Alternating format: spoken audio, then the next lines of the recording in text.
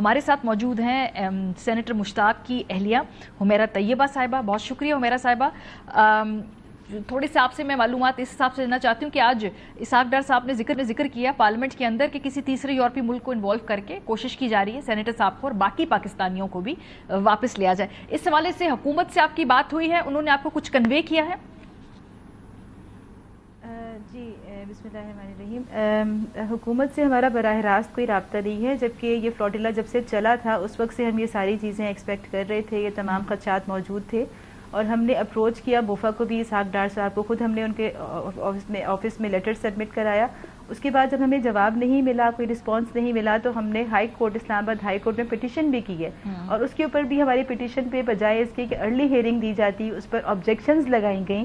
اور جب پہلی ہماری ہیئرنگ ہوئی ہے ابھی 2 دن پہلے, تو اس کے اندر بھی مطلب جو گورنمنٹ کی طرف سے یہ تھا کہ آپ کو گورنمنٹ کو ڈائریکشنز دے دی جائیں گی, لیکن ابھی 2 دن گزرنے کے بعد بھی کورٹ کی طرف سے بھی کوئی ڈائریکشنز گورنمنٹ کو نہیں دی گئی ہیں, جبکہ یہ ایشو ایسا تھا کہ بہت ہی ارجنٹ بیسس کے اوپر اس کے اوپر کوئی ایکشن ضروری تھا. تو براہ راست ہم سے گورنمنٹ نے ایسا کچھ بھی رابطہ نہیں کیا اس سلسلے میں. یعنی کل رات سے آپ سے حکومت نے رابطہ نہیں کیا, جو آج پالیسی بیان دیا گیا ہے کہ ہم کسی تیسرے یورپین ملک سے رابطہ کر رہے ہیں, یا آپ کو ٹی وی سے پتا چلا؟ جی بالکل, بلکہ کل تو ہم پوری اسٹرینتھ کے ساتھ ہم اپنا پورا پرامن پروٹیسٹ لے کے ہم پریس کلب سے ہم نے ڈی چوک تک ریلی کی. رات 12 بجے تک ہم ڈی چوک پر موجود تھے. اسلام آباد کی انتظامیہ ہمارے ساتھ رابطے میں تھی, موجود تھی وہاں, اور ہم نے ان سے کہا کہ آپ اسی وقت ہمیں کوئی رسپانس دیجیے, جبکہ ہم موفا کو بہت پہلے اپروچ کر چکے ہیں, اسحاق ڈار صاحب کو, لیکن ہمیں اس وقت بھی یعنی اتنے سارے پروٹیسٹرز کے پیسفل مارچ کے باوجود بھی ہمیں کوئی فوری رسپانس کل رات تک 12 بجے تک نہیں دیا گیا تھا. اس کے علاوہ تو حکومت کی کوششیں ہیں, وہ جو بات کر رہے ہیں میں نے آپ سے ویریفائی کر لیا کہ آپ کو کنوے کیا ہے یا نہیں کیا ہے, لیکن اس کے علاوہ انڈیپینڈنٹ سورسز سے, کیونکہ وہاں پہ ایک بہت بڑا ایک کنیکٹڈ گروپ ہے, دنیا بھر سے ان کا تعلق ہے, تو کیا وہ اپنے تئیں کوشش کر رہے ہیں رہائی کے حوالے سے؟ ادھر کوئی اپڈیٹ ہے آپ کے پاس کہ جو آپ رابطے میں ہیں مختلف لوگوں سے دنیا بھر میں؟ جی بالکل ایسا ہی ہے کہ جو اس کی مین جو ایڈمنسٹریشن جو تھی پوری فلوٹیلا کی, انہوں نے اپنے لائرز ہائر کیے ہوئے تھے, اس لیے کہ آپ کو پتہ ہے کہ میں تو یہ کہوں گی کہ فلوٹیلا کا نکلنا اور اس لیول پہ اتنا بڑا یہ تاریخی ہے کہ 44 کنٹریز کا ایک جوائنٹ مشن, یہ بہت بڑی بات ہے. تو یہ تو اصل میں سب سے پہلے ریاستوں کی ناکامی کی سب سے بڑی علامت ہے. ریاستیں فیل ہو گئیں تو شہریوں کو یہ کرنا پڑا, تو اس لیے جو ممالک بھی نکلے, جو سٹیزنز نکلے ہیں, ان کی کنٹریز ان کی بیک پر اکثر نہیں ہیں. تو آپ کا جو سوال تھا, سوری جی آپ نے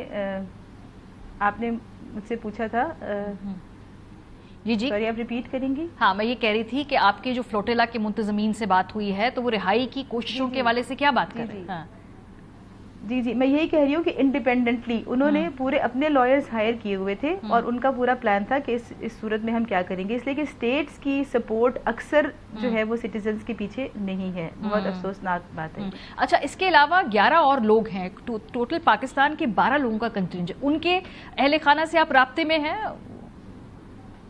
جی دراصل یہ ہمارا, آپ نے دیکھا ہوگا کہ ہم نے ایک سول سوسائٹی کیمپین لانچ کی تھی فوراً ہی طوفان الاقصی کے بعد, جو جینوسائیڈ شروع ہوا 7 اکتوبر کے بعد 2023 کے بعد. تو ہم نے ایک سول سوسائٹی, میں خود اس کو الحمدللہ میں نے فاؤنڈر اس کی میں ہی تھی, اور سیو غزہ کیمپین کے نام سے پھر وہ سکسیسر آرگنائزیشن اب اس نے بن چکی ہے, پاک پیلسٹائن فورم. تو پاک پیلسٹائن فورم کا اس میں مین رول ہے, اور پھر اس نے اس موقع پہ ایک کولیشن بنایا ہے پاکستان فلسطین کولیشن کے نام سے.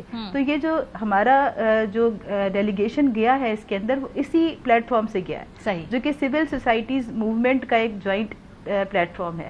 تو یہاں سے جو ہمارا ڈیلیگیشن گیا ہے اس میں ٹوٹل ہمارے 6 افراد تھے. لیکن اس میں سے کچھ لوگ, آپ کو پتا ہے کہ بہت مسائل کا شکار رہا, بوٹس جو تھیں وہ شپس خراب ہو گئیں, تو 4 ہمارے افراد تو ویسے ہی واپس آ گئے.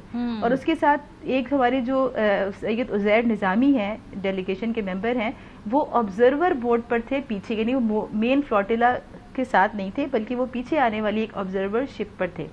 تو وہ اس وقت جو ہے وہ پیچھے جا چکے ہیں, بلکہ وہ ساحل پر ہیں, اور لیکن جو فلوٹیلا کے اوپر اس پاکستان کی طرف سے صرف مشتاق صاحب ہی موجود ہیں. ٹھیک ہے. اچھا سینیٹر صاحب سے آپ کی آخری بات کیا, بیکاز آف کورس آپ ایکسپیکٹ تو کر رہے ہوں گے, پہلے بھی جو فلوٹیلاز گئے ہیں اسی طرح اسرائیل نے گرفتاریاں کر کے کچھ عرصے بعد ان کو چھوڑ دیا, تو ایکسپیکٹیشن کیا تھی, اور آخری بات کیا ہوئی, کب ہوئی؟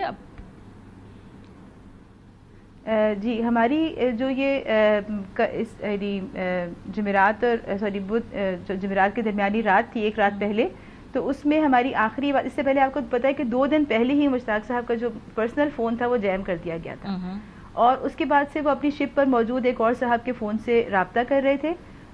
اس کے بعد جب ہمارا یہ ہم نے دیکھا نیوز میں کہ انٹرسیپشن ہوئی ہے اور تمام بوٹس کو آہستہ آہستہ وہ لوگوں کو اریسٹ کر رہے ہیں، تو ان کے وہ نمبرز بھی بند ہو گئے.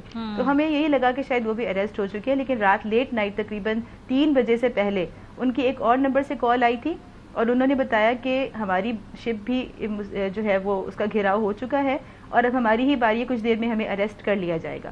اور اس کے تھوڑی دیر کے بعد پھر وہ نمبر بھی بند ہو گیا، اور اس کے بعد سے ہمارا کوئی رابطہ نہیں ہے. میں یہاں ضرور کہنا چاہوں گی کہ سید عزیر نظامی بھی اس وقت ایک ایسے کنٹری میں ہے جہاں پہ ان کو پاکستان کی گورنمنٹ کی سپورٹ چاہیے، کیونکہ وہاں پہ کوئی ایمبیسی نہیں ہے. صحیح ہے، بہت شکریہ. ہمیرا طیبہ صاحبہ اہلیہ سینٹر مشتاق کی ہمارے ساتھ پروگرام میں موجود تھی.